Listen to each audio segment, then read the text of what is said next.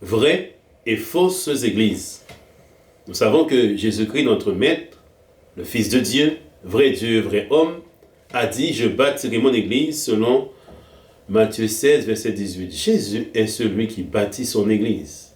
Ce n'a jamais été ni Pierre, ni Paul, ni Jacques, ni le bishop, ni le révérend, ni l'apôtre X ou Y, quel que soit son titre, quelle que soit sa position dans le monde ou dans le pays, où qu'il soit.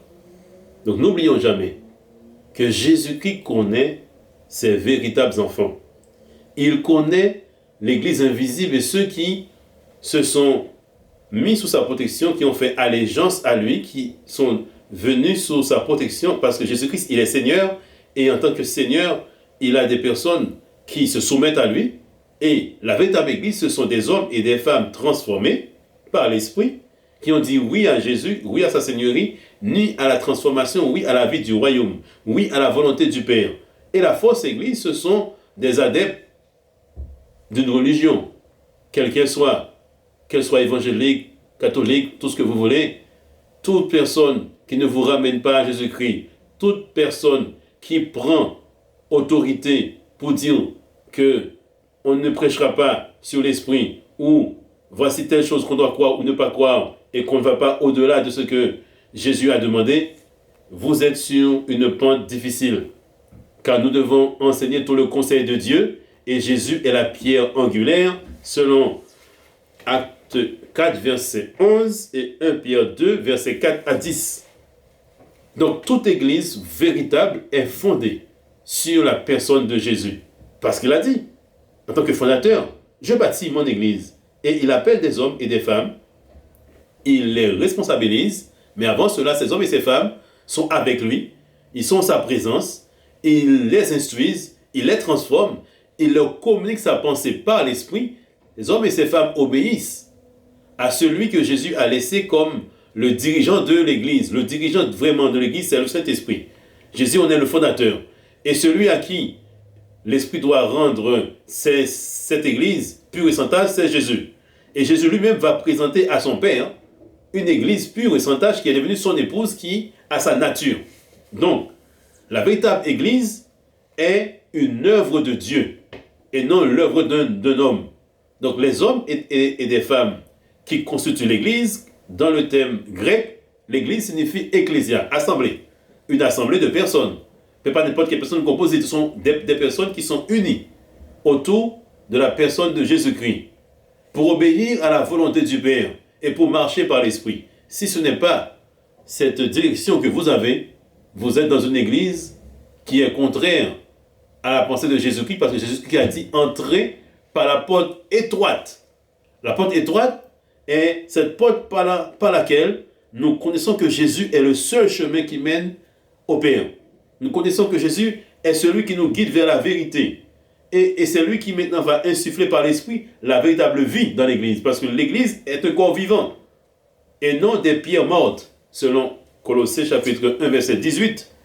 Et puis 1 Pierre 2, il nous est dit « Et vous-même, comme des pierres vivantes, édifiez-vous pour former une maison spirituelle, un sacerdoce saint, afin d'offrir à Dieu des victimes spirituelles agréables à Dieu par Jésus-Christ. » Voilà le but de l'Église, sa vocation.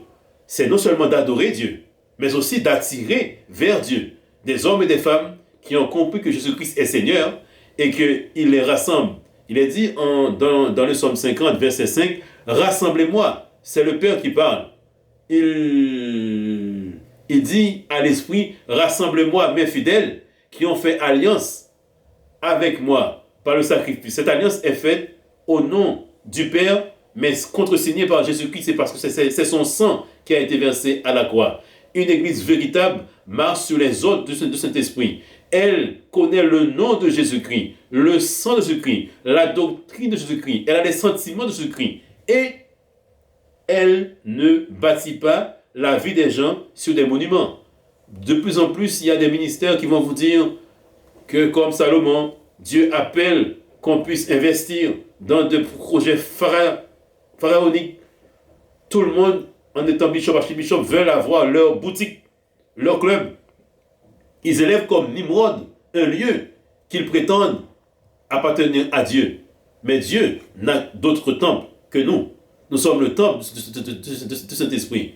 Dieu n'habite pas dans des maisons faites d'hommes et d'hommes. Il habite en nous. Le cœur est le temple où Dieu veut habiter.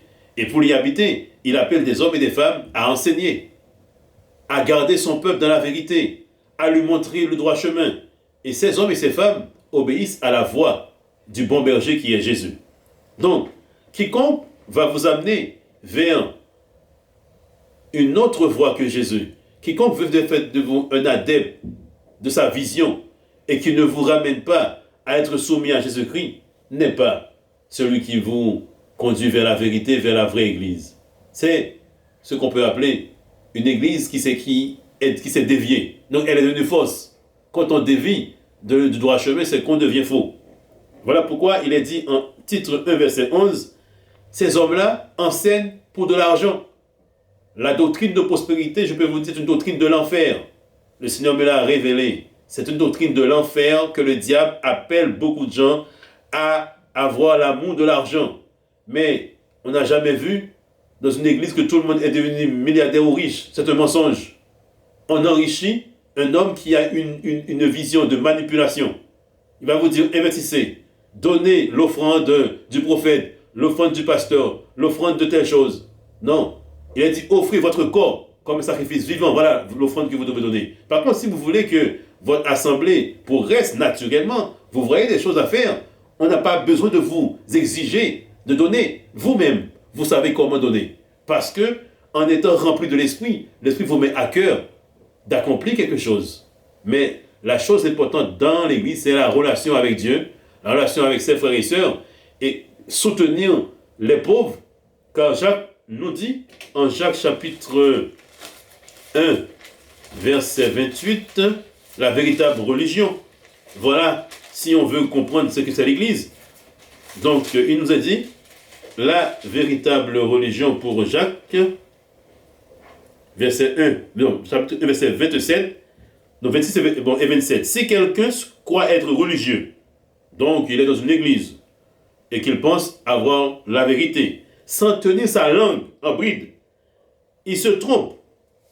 La religion de cette personne, elle est vaine, car la pure religion, donc la véritable religion, la véritable église, va vous amener à vivre sans tâche devant Dieu, notre Père, et elle t'incite à visiter les orphelins et les veuves, à les aider dans leur affliction, mais aussi à se préserver des souillures du monde. Si dans votre église, on ne vous appelle pas à la séparation, on ne vous appelle pas à vous libérer de la mondanité, à vous libérer du matu-vu, de tout ce qui est chaud, de tout ce qui est ostentation, c'est que vous êtes dans une église qui a une voie large. Car Jésus a dit, large est la porte qui mène à la perdition. Dans ce genre de bâtiment, je ne parle pas à l'église, vous venez comme vous voulez, vous faites ce qui est bon à vos yeux, comme il est dit dans le livre des Juges, mais dans la véritable église. Les sujets du royaume ont la crainte de Dieu, parce qu'ils sont enseignés à aimer Dieu de tout leur cœur, de toute leur âme, de toute leur force. Dans la fausse église, on a la crainte de l'homme. On fait plaisir à son pasteur, à son bishop, et quoi qu'il a envie comme projet, il peut faire un projet de $100,000 ou 100,000 euros. Il dit, voilà, je veux lever de fonds. Il dit, qui a compris mon message? Voilà, les Saint-Esprit me montrent qu'il y a 1000 personnes ici, vous devez donner $1,000 ou 1,000 euros. Et les gens viennent comme des gens crédules. Ils croient dans tout ce qu'on leur dit. Non, vous devez éprouver les esprits. Ce ne sont pas tout ce qu'on vous dit que vous devez croire. Vous devez regarder comme les chrétiens de Bérit, ce qu'on vous dit est conforme à la parole de Dieu. Où va tout cet argent? Dans des bâtiments. Et pourtant, il y a des veuves, des orphelins qui auront besoin d'être aidés. Je ne vous dis pas que si Dieu vous donne une vision pour construire un lieu, pas pour faire ce faut revoir des autres, mais un lieu pour réunir des centaines de personnes. Moi, je m'étonne que Dieu va appeler de plus en plus d'églises à être 500, 1000, 2000. Nous ne sommes pas dans un parc. au temps des apôtres, c'était des églises de maison, ils allaient tous en un seul lieu, dans un seul temple, dans une seule ville, à Jérusalem. Et au-delà de ça, pour les prières. Sinon, les gens se réunissaient dans leur maison. Donc, il faut revenir à la pensée de Jésus-Christ. Quand il dit je bâtis mon église, il n'a pas dit je bâtis des bâtiments. Je bâtis mon royaume dans la vie de ceux qui ont le cœur pur. Alors, sachant que Jésus est toujours en contrôle de toutes choses. Et que tout ce que vous voyez là, tous ces hommes qui ont pignon sur rue, qui ont leur club autour d'eux, la majorité d'entre eux n'ont jamais entendu la voix de Jésus. Ils se sont levés par cupidité pour amasser de l'argent. Même s'ils parlent de repentance, même s'ils prononcent des fois le nom de Jésus, Paul nous dit qu'ils prêchent par envie ou ils prêchent pour leur ventre. Et il a beaucoup pleuré sur eux. Il m'arrive aussi de pleurer sur l'état de l'église quand je vois des choses terribles. Mais je sais que mon maître m'a dit, Evans, ne t'inquiète pas. Je bâtis mon église. Ma véritable église. Mes brebis entendent ma voix. Ne suis pas un étranger. Toi qui m'entends aujourd'hui, pose-toi la question. Est-ce que là où tu es, on t'apprend à entendre la voix de Jésus? As-tu reçu le véritable évangile? Es-tu passé par la porte étroite? Comme dit Jésus? Est-ce que Jésus est le maître absolu de ta vie? Comprends-tu que si ta justice ne surpasse pas celle des scribes et des pharisiens, donc celle de tous ces apôtres, ces archibishops, si Jésus n'est pas ta justice, dit Matthieu 5, verset 20, tu n'entreras pas dans le royaume de Dieu, car tu dois être rempli de cet esprit. Tu dois demander à l'esprit de te révéler la volonté de ton Père. Quand Jésus a dit en Matthieu 7, verset 21, ce ne sont pas ceux qui me disent Seigneur, Seigneur, qui entreront dans mon royaume. Seuls ceux qui font la volonté de mon Père qui est dans les cieux. Et la véritable Église va te brancher sur les béatitudes. Il va te dire que si tu n'as pas mis dans ta vie l'enseignement de Jésus-Christ, Matthieu 5, Matthieu 6, Matthieu 7, tu fais fausse route. Il a dit, quiconque va enseigner les hommes à écarter un seul des commandements de Dieu, ils seront appelés les plus petits dans son royaume. Mais ceux qui vont inciter les autres à obéir à tous les commandements du Père, du Fils et de l'Esprit, ils seront grands dans le royaume. Dans la fausse Église, ce ne sont pas les commandements de Dieu qui réagissent. Ce sont les traditions des hommes. Dans la véritable Église, ce n'est pas l'adoration du Père, du Fils qui est là. C'est une adoration où on va mettre des fumigènes, où on va trafiquer. C'est une fausse onction qui parfois a un bon agit. Un faux Saint-Esprit. Un évangile à l'eau de rose. Non, Jésus a dit, repentez-vous et croyez à la bonne nouvelle. Il a dit, pour la véritable Église, si quelqu'un ne renonce pas à lui-même, à tout ce qu'il possède, même à sa propre vie, s'il ne préfère pas, dit Jésus, à son père, sa femme, ses fils, et tout ce qu'il a, il ne peut être mon disciple. La véritable Église fait de toi un disciple. Quand Jésus a dit allez, en Matthieu 28, verset 19, allez par tout le monde, faites des disciples, les baptisant au nom du Père, du Fils et du Saint-Esprit. Voici la véritable Église. Elle va te brancher sur l'enseignement de Jésus-Christ, sur le modèle qu'est Jésus-Christ, mais aussi sur ta manière de réagir au mouvement de l'Esprit. Car Jésus est parti, il a dit, je vous enverrai un autre consolateur. Donc, Jésus et l'Esprit sont un, parole et esprit. Nous devons avoir Jésus-Christ comme parole vivante en nous, en tant qu'Église qui progressons, qui voulons être purifiés, parce qu'il a dit qu'il doit nous amener à être purs et sans tache devant lui. Voilà pourquoi, sans l'Esprit, l'Église est vide.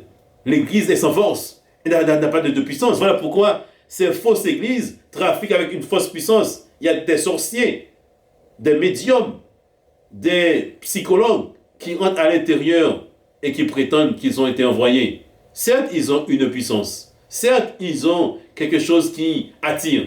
Ils séduisent. Mais Jésus avait dit, méfiez-vous des faux prophètes. Ils viennent en vêtements de brebis. Ce sont des loups ravisseurs. Méfiez-vous à qui vous laissez imposer la main sur votre tête. Méfiez-vous à qui vous envoyez votre argent.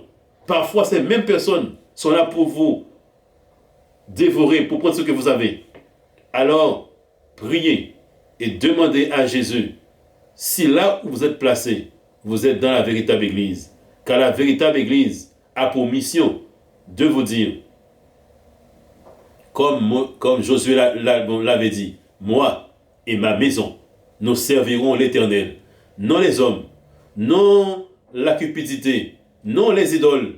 Nous allons servir l'Éternel, car aimer et servir Dieu, voilà la vocation profonde de l'Église. Que Dieu vous bénisse et je vous bénis de la part du Seigneur. Et je prie au Seigneur que ta véritable Église, qu'elle soit en Afrique, en Amérique, dans les Caraïbes, en Asie et au-delà, que des vrais frères et sœurs se lèvent dans la prière, qu'ils te cherchent, qu'ils soient connectés avec toi dans les temps difficiles que nous avons.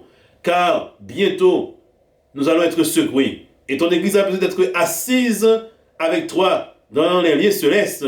Et quand notre vie est cachée avec toi, Jésus-Christ, et nous voulons te prier pour les responsables d'Église, afin qu'ils ne conduisent pas le peuple selon la mission de Nimrod, mais qu'ils puissent devenir de véritables ouvriers avec Dieu. Nous te bénissons, Père, Fils et Saint-Esprit, pour l'œuvre de ta grâce sur leur vie. À toi louange, honneur, puissance et gloire. Que Dieu bénisse son Église fidèle et véritable, et qu'elle soit prête pour être l'épouse qu'il va enlever. Soyez bénis et à très bientôt. Au revoir. Shalom.